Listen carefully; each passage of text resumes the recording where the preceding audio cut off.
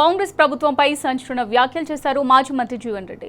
రేవంత్ రెడ్డికి అటు చంద్రబాబు బీజేపీ అండగా ఉందని, దీంతో కాంగ్రెస్ అధిష్టానం ఆత్మరక్షణలో పడేసే కుట్రలు చేస్తున్నట్టు సంచలన కామెంట్స్ చేశారు. రేవంత్ రెడ్డి ప్రభుత్వం ప్రైవేట్ లిమిటెడ్ కంపెనీగా తయారైందని జీవన్ రెడ్డి విమర్శించారు. రెండేళ్లలోనే కాంగ్రెస్ పోవాలి, బీఆర్ఎస్ రావాలని, రేవంత్ రెడ్డి పోవాలి, కేసీఆర్ రావాలని ప్రజలు కోరుకుంటున్నారని తెలిపారు. రాబోయే ఎన్నికల్లో బీఆర్ఎస్ జైత్రయాత్రకు జగిత్యాల వేదిక కాబోతుందని స్పష్టం చేశారు. ఈ నెల 20న జగిత్యాలలో జరిగే భారీ బహిరంగ సభలో కేసీఆర్ సమక్షంలో బీఆర్ఎస్ లో జాయిన్ కానున్న జీవన్ రెడ్డితో మా ప్రతినిధి వేణుగోపాలరావు ఫేస్ టు ఫేస్.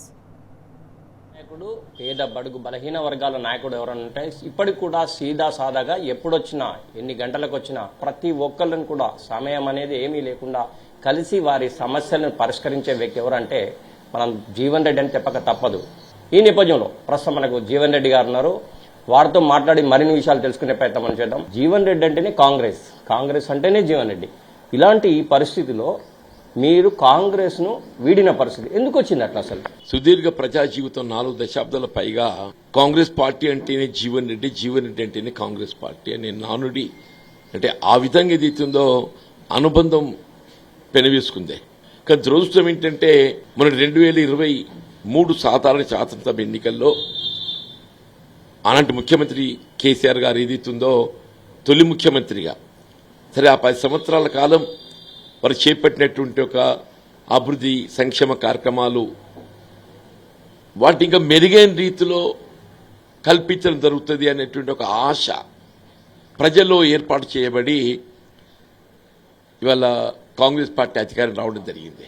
అంటే ఇన్ ప్రాక్టికల్ వీళ్ళ కేసీఆర్ గారు అమలు చేసినటువంటి కార్యక్రమాలను కొనసాగించలేకపోవడమే కాకుండా వాటి రివర్స్ పోవడం జరిగింది.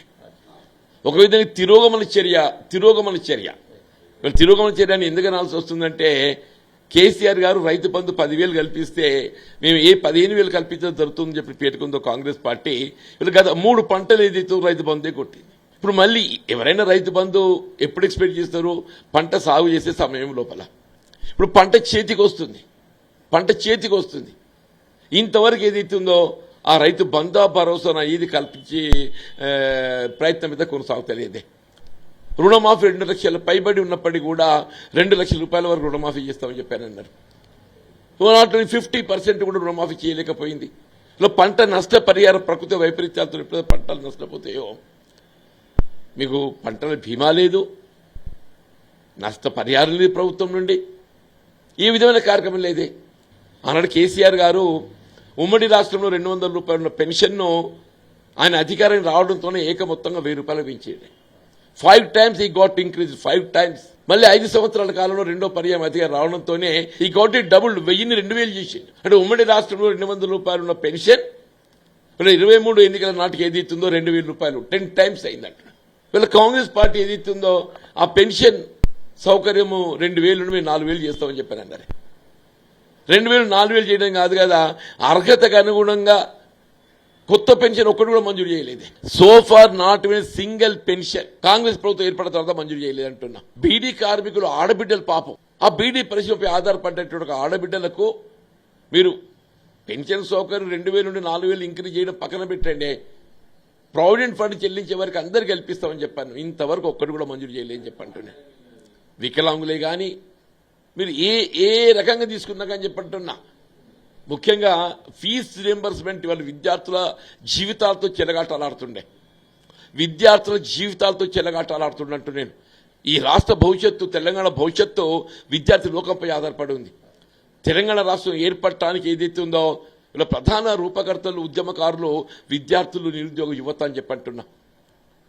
మరి అటువంటి ఒక ఫీజు రియంబర్స్మెంట్ కోర్టు ముట్టికాయలేసి ప్రభుత్వం చెల్లింప చేయలేని పరిస్థితులలో మీరు పేరెంట్స్ దగ్గరైనా కలెక్ట్ చేసుకోండి అని చెప్పింది. దాని అర్థం ఏంటి? ఇది ప్రభుత్వ వైఫల్యానికి నిదర్శనం. నిరుద్యోగ యువతకు జాబ్ క్యాలెండర్ లేదు. మొదటి సంవత్సరం 2 లక్షలు ఇస్తా అని చెప్పానడా, 2వ సంవత్సరం 1 లక్ష అన్నాడు. 2 సంవత్సరాలు గడిచిపోయింది. 3వ సంవత్సరం 3 లక్షలకి ఏదైతే ఉందో ఇలా ప్రభుత్వం పేరు కూడా మేము 60,000 ఇచ్చినాం. వాస్తవంగా ఇచ్చింది 17,000. అంటే కాంగ్రెస్ పార్టీ ప్రభుత్వం అదే రావడానికి కృషి చేసినట్టు కార్యకర్తలందరూ కూడా నిరాశ నిస్పృహకు లోనైంది అంటున్నా. వీళ్ళు మాలాంటి వాళ్ళం ఏదైతుందో దశాబ్ద కాలం కాంగ్రెస్ పార్టీకి అనుబంధం ఉన్నటువంటి వాళ్ళని వీళ్ళు రేవంత్ రెడ్డి గారు ఏదైతుందో అల్టిమేట్లీ ఈ made it as a private limited company. Congress party లేదు అయిపోయింది అనుకునే దశలో ఉన్నప్పుడు కూడా మీరు ఈ పార్టీని పట్టుకొని ఉన్నారు. అంటే ఇప్పుడున్న పరిస్థితులు చూస్తే ఇంత పెద్ద సీనియర్ అయి ఉండి మీరు ఈ విధంగా ఉన్న పరిస్థితిలో మీకే ఇంత అన్యాయం చేసినటువంటి పార్టీ అంటే మిగతా వాళ్ళకి మీరేం సలహా ఇస్తారు? నాకు ఇక్కడ జరిగినంత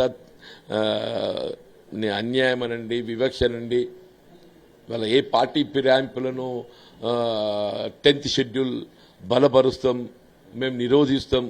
రాహుల్ గాంధీ గారు ఏదైతుందో జై బాపు, జై భీమ్, జై సంవిధానం అని చెప్పి పేర్కొంటుండే. మరి అటువంటి యొక్క రాహుల్ గాంధీ గారి యొక్క ఆలోచన విధానం తెలంగాణకు వచ్చేవరకు ఏమైపోయింది? ఏమనంటే నా ప్రభుత్వాన్ని పడగొట్టే ప్రయత్నం చేస్తా అన్నారు.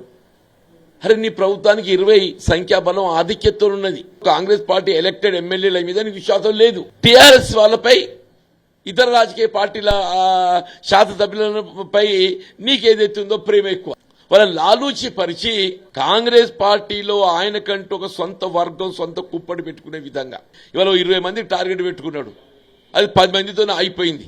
కాంగ్రెస్ పార్టీ అధిష్టానంపై ధిక్కర స్వరం వినిపించడానికి కొరకు ఏదైతుందో, ఇది రాజకీయంగా ఏదైతుందో ఆయన నైజం అంతా. నేను తొక్కుకుంటూ వచ్చినా నువ్వు ఎవరిని తొక్కినవే?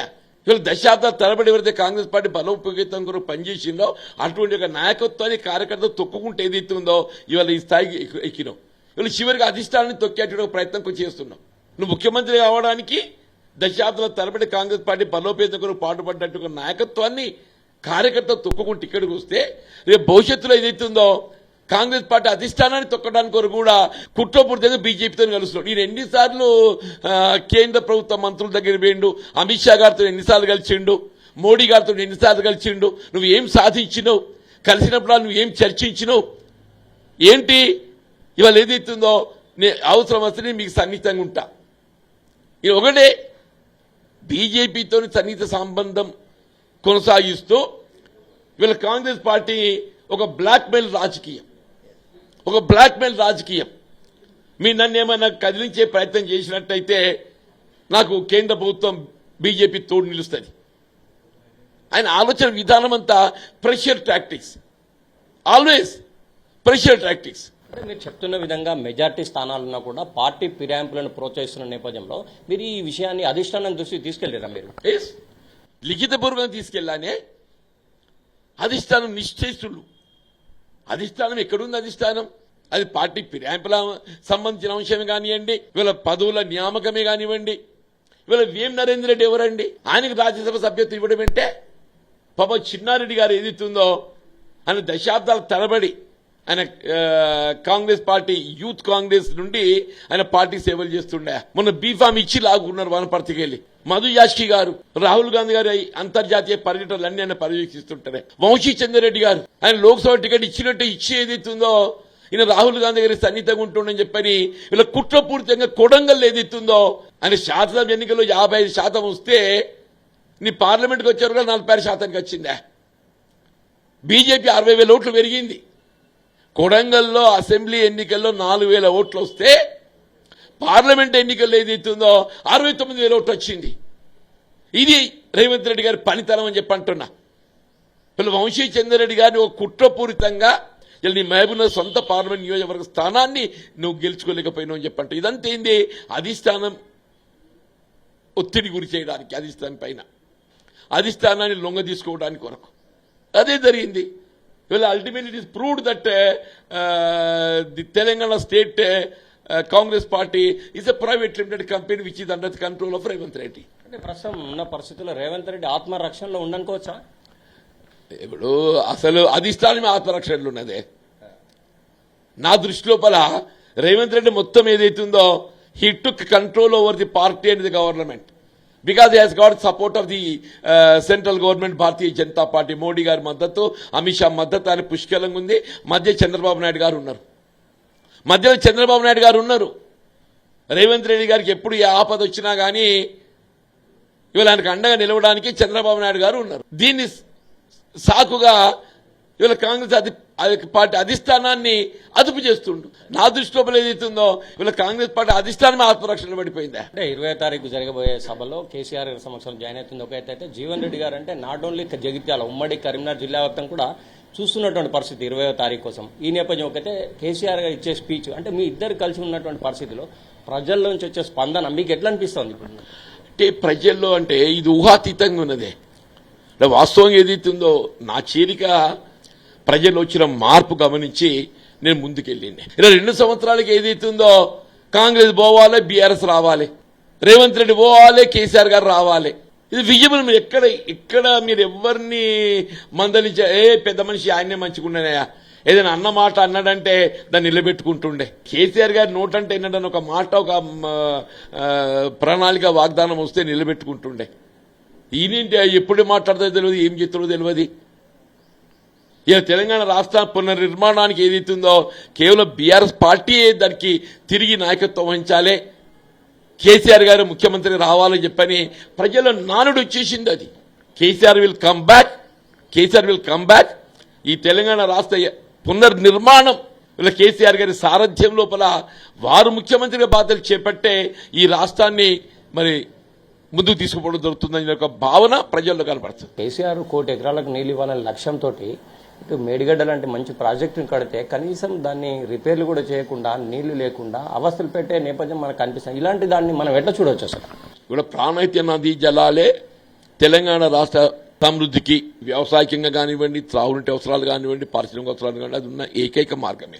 ఇలా ఎస్ఎల్బీసీ నిర్మాణ దశలోనే అది కుంగిపోయి 8 మంది కార్మికులు చనిపోయినరా, వదిలేసినవా? ఇప్పటివరకు శవాలు వెలికి తీయలేకపోయినరు. ఇలా మేడిగడ్డ బ్యారేజ్ పునరుద్ధరణ అనేది ఈ రాష్ట్రానికి అంటే ఈ రాష్ట్ర సస్యశ్యామలం కావడానికి 1 కోటి ఎకరాల సాగుకు త్రాగునీటి అవసరం ఏదైనా అది ఒకటే మార్గం అని చెప్పి అంటున్నా. రేవంత్ రెడ్డి ఇప్పుడు కన్ను తెరిచిండా, ఆయన తుమ్మిడిగడ్డ వద్ద బ్యారేజ్ నిర్మాణం చేయలేడు. ఇలా ప్రజలు మరి ఏర్పడ్డ ఈ వ్యతిరేకత మరి దాన్ని గ్రహించి తట్టుకోవాలి, ఏదో చేస్తున్నట్టు కనబడాలి. నేను మేడిగడ్డ బ్యారేజ్ నిర్మాణాన్ని పునర్నిర్మాణం చేస్తా, సంతోషం. ఆయన ఏడాదికి వెళ్ళి చేసిన పోయి national dam safety authority they gave there report year back. 2025 ఏప్రిల్లో ఇచ్చిండ్రు. Now year 2026 April. సంవత్సర కాలం దాన్ని మరుగున పెట్టి ఇవాళ ఏదైతుందో ప్రజల్లో అంటే ఏదైతే చర్చ, అరే మరి ఇంత పోయింది, తుమ్మడేటి బ్యారేజ్ కట్టాడు, మరి మేడిగడ్డ పునర్నిర్మాణం కాకుంటే ఈ రాష్ట్ర భవిష్యత్తు ఏం కావాలి చర్చ ఎప్పుడైతే ఆరంభమైందో ఆయన జ్ఞానోదయమైందని నేను కూడా అనుకుంటలేను. ఒక ఐ వాష్ ఏదో చేస్తున్నట్టు కళ్ళు చూపెట్టడానికి ఇవాళ దాన్ని పునర్నిర్మాణం అనేటువంటి ఒక బోర్సు, డ్రిల్స్, ఈ ఏడాదినకు బోర్సు, డ్రిల్స్కే గడుస్తుంది. ఇక మిగిలింది ఏడాది. ఆ సంవత్సరాల్లో ఆయన ఏం చేస్తారో ఆయనకే తెలియదు. ఇవాళ ఏదైతే ఆనాడు మేడిగడ్డను బూచిగా చూపెట్టి టీఆర్ఎస్ పార్టీ పట్ల ఒక దురభిప్రాయం ఏర్పరచడానికి ప్రయత్నం చేసిండో ఇవాళ రేవంత్ రెడ్డి గారికి నిజరూపం కనబడుతుంది. అదే మేడిగడ్డ ఇవాళ తెలంగాణ రాష్ట్రానికి ఏదైతుందో అన్నపూర్ణ అంటున్నాడు, దాని పునర్నిర్మాణ ఆవశ్యకత ఏదైతుందో ప్రజలు గమనిస్తున్నారు. మేడిగడ్డ నుంచి నీళ్ళు వస్తే ప్రతి ప్రాజెక్టు కూడా నిండుకుండని తలపించేది. కానీ ప్రస్తుతం అయితే ఏప్రిల్ మాసంలోనే చూసుకుంటే ఎల్లంపల్లి కావచ్చు, మిడ్మానేరు, ఎల్ఎండిలో అసలు డెడ్ స్టోరేజ్ కి నీళ్ళు వస్తున్న పరిస్థితి కనిపిస్తుంది. అంటే ఈ ఎండలు కనుక ఇంకా మే, జూన్, జూలైలో వర్షాలు పడతాయని చెప్తున్న నేపథ్యం కనిపిస్తుంది. అంటే ఇప్పటికి ముందు చూపు ఉన్నట్టా లేనట్టు? అసలు రేవంత్ రెడ్డి ఏదైతుందో కేవలం కేసీఆర్ గారిని దోషిగా ఎత్తి చూపే ప్రయత్నంలో భాగంగా మేడిగడ్డ ఇవాళ ఏదైతే ఒక 2 బ్యారెలు కుంగిపోయినాయో దాని ఒక భూతంలాగా చూపే ప్రయత్నం చేసిండే. ఇవాళ ఏదైతుందో ఆ మేడిగడ్డ పునర్నిర్మాణమే ఈ రాష్ట్ర భవిష్యత్తు అనేది ఇవాళ ప్రజలు గమనించే పరిస్థితి ఏర్పడ్డది. ఇవాళ అది లేకుంటే ఏదైతుందో ఇవాళ మీ వరద కాలువ లేదు, మీ ఎల్ఎండి లేదు, మల్లన్న సాగర్ లేదు, కొండపోచమ్మ సాగర్ లేదు, రంగనాయక సాగర్ లేదు, నీ మూసి శుద్ధీకరణ లేదు. నీ మూసి ప్రక్షాళన ఎక్కడుందే? నీ మూసి ప్రక్షాళన కూడా దానిపైన ఆధారపడి ఉన్నది. ఇప్పుడు 20న జరిగే సభ నేపథ్యంలో మీ యొక్క నియోజకవర్గ ప్రజలకు మీరేం పిలిపిస్తున్నారు సార్? ఆనాడు 1978 ఐ బిలీవ్ జగిత్యాల చైత్ర యాత్రగా పేరుగాంచింది. తాడిత పీడిత వర్గాలకు ఏదైతుందో వాళ్ళ హక్కుల సాధన కొరకు జగిత్యాల కేంద్రం నిలిచింది. ప్రజల్లో ఏదైతుందో మళ్ళీ తెలంగాణ రాష్ట్ర పునర్నిర్మాణం కావాలంటే అది కేవలం కేసీఆర్ గారితో సాధ్యమవుతుంది. లక్షలాది మంది తరలించి ఏదైతుందో ఇది మరో జైత్ర యాత్ర. ఇవాళ కేసీఆర్ జైత్ర యాత్రకు ఏదైతుందో ఇవాళ జగిత్యాల గడ్డ వేదిక కాబోతుంది. మొత్తం మీద జీవన్ రెడ్డి గారు చెప్పిన నేపథ్యం మనకు స్పష్టంగా కనిపిస్తుంది. ముఖ్యంగా చూసుకుంటే కేసీఆర్ రావాలి, కాంగ్రెస్ పోవాలి. ఎందుకంటే ముఖ్యంగా తాడిత పీడిత ప్రజల కోసం నాడు జగిత్యాల జైత్రయాత్ర ఏ విధంగా జరిగిందో 20న జరగబోయే సభ కూడా కేసీఆర్ జనజాతర యాత్ర జరిగే అవకాశం ఉంది. ఇదంతా కూడా ఒక్క జగిత్యాల జిల్లా కాదు, ఇది రాష్ట్ర వ్యాప్తంగా కూడా ఈ యొక్క జాతర జరిగే అవకాశం స్పష్టంగా కనిపిస్తుంది. ముఖ్యంగా చూసుకుంటే కాంగ్రెస్ పోవాలి, బీఆర్ఎస్ రావాలనేది ఎక్కడికి వెళ్ళినా కూడా ప్రజలు తనతో అంటున్నారని చెప్పి జీవన్ రెడ్డి గారు చెప్తున్న నేపథ్యం అయితే మనకు స్పష్టంగా కనిపిస్తుంది. కెమెరా పర్సన్ సుధాకర్తో వేణుగోపాలరావు, టీ న్యూస్, కరీంనగర్.